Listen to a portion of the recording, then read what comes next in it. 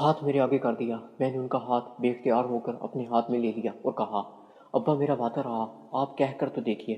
جمیل بیٹا، تو عقیلہ سے شادی کر لے۔ ابا کی یہ بات سن کر مجھے یوں لگا کہ جیسے کسی نہ کوئی وزنی چیز میرے سر پر دے ماری ہو۔ چند لمحے تک تو میں نے بولنے کے قابل بھی نہ رہا۔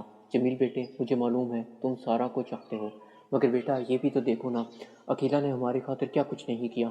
اسے کتنی سالوں سے نہ کرتا گناہوں کی سزا تنہائی کی صورت میں مل رہی ہے۔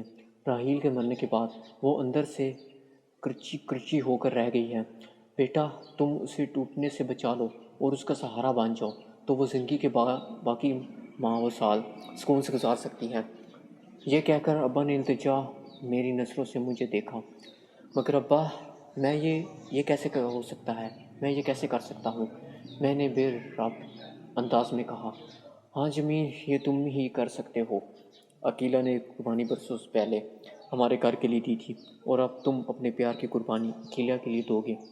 بیٹا، اس کی گھر کی خوشیاں یوں ہی واپس آ سکتی ہیں، اور تم دیکھ رہے ہو منصور بھی تم سے بہت مانوس ہے۔ اس صورت میں اسے بھی باپ کا پیار مل جائے گا۔ ابا جان کچھ تو کف کے بعد بولے۔ بیٹا سارا پڑھی لکھی، خوبصورت اور پرروزگار لڑکی ہے، اسے اچھے رشتے مل جائیں گے، مگر بیٹا تم یہ سوچو کہ عقیلہ یہ پہاڑ سی زندگی تنہا کیسے کاٹ سکتی ہے۔ ابا خاموش ہو کر مجھے دیکھنے لگے۔ مجھ سے کچھ بولا ہی نہیں جا رہا تھا۔ انہوں نے مجھے ایک عجیب امتحان میں ڈال دیا تھا۔ میری سمجھ میں کچھ نہیں آ رہا تھا کہ میں کیا کروں کیا نہ کروں۔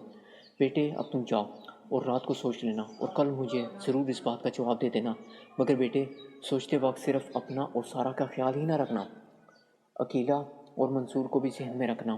ابا نے خلا میں دیکھتے ہوئے کہا، میں مردوں سے قدموں کے ساتھ چلتا ہوں۔ اپنے کمرے میں آ گیا۔ وہ سارے وقت میں نے سوچنے میں گزار دی۔ صبح آفس گیا تو سر میں درد تھا، طبیعت بوجھل ہو رہی تھی، دل میں عجیب سی بے چینی تھی۔ دن بڑا مشکل سے گزرا، کچھ حرارت سی محسوس ہونے لگی۔ میں بار بار ابا کی کہی بات پر غور کر رہا تھا۔ کیا مجھے ابا کی بات مان لینی چاہیے؟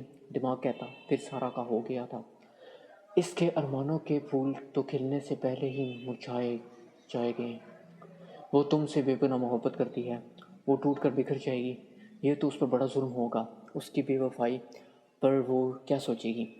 ساری رات یہی کشمکش رہی۔